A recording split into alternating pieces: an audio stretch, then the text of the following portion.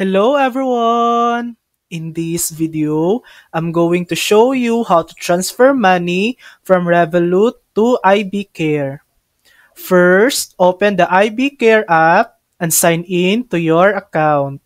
Next, go to Transfer and Pay section, then tap on Deposit Funds. From the options, select Wire Transfer.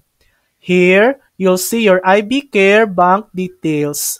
Copy or save this information. You'll need it for the transfer.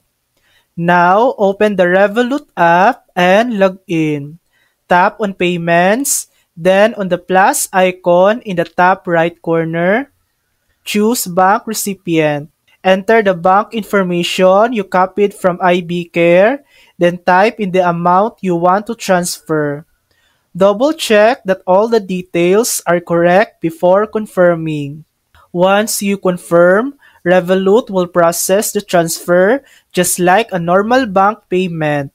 The funds should then arrive in your IB Care account after the standard processing time.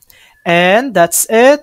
That's how you can easily transfer money from Revolut to IB Care. Thanks for watching!